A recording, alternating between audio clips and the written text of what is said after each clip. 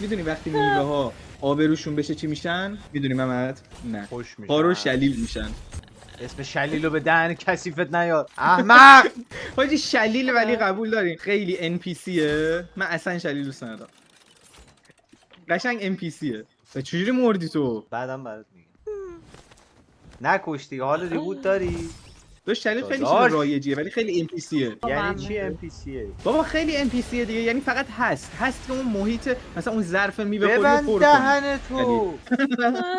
داش شلیله موز که نیست. ببند دست دهن داری. تو. موز همیشه هست. موز NPC تره تا شلیل. برو گم شو. حساب کجا وسط زمستون تو شلیل گیرت میاد؟ موز اصلا چهار وسع فصل داره مالی موز مثل موز میخوری. بگیری اسکل. کل میگه نمیدونم بگراند تو چی من میگی. میخرم و نشونت میدم. میفروشم مرتی که من 12 سال اینجام. گوش من شکسته. فقط موز خیلی خوبه.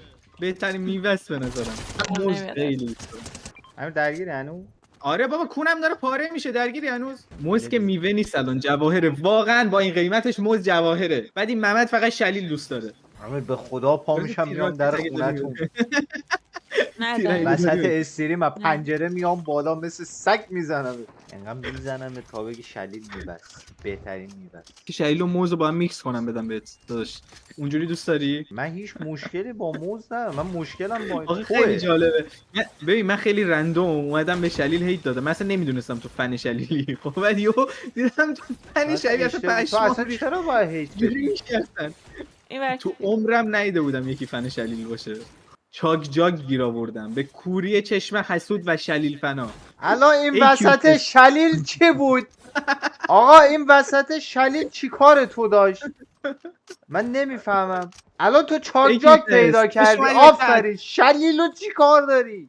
ببر صدا تو. شلیل رسیدش خوبه، اینایی که نرسیده مزخرفه. یکی رو ممکنه 8 سال بشناسی ولی واقعا نشناسی. دقیقاً. یهو الان مثلا برمیگرده. کی فکرشو میکرد محمد اینقدر NPC باشه؟ یهو برمیگرده به شلیل اهانت میکنه. اپوش خنجر بودی. لول خودش رو آورد پایین این آقا برا من. الان درو پرامش برا من رفت زیر صفر. دیگه من با تو نمیتونم یک جا در آرامش باشم.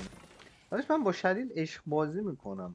شلیلم لخت میکنم میخورم. چی همون شلیل من فکر کنم تو مثلا سوراخش میکنی بعد از خیس من بودن خیلی توش کارا مثلا با شلیل. نه شلیل اتفاقا اون شلیلای دوستان خیلی سفت و خوشگن میزنه قارچ صدا میده تو دهن.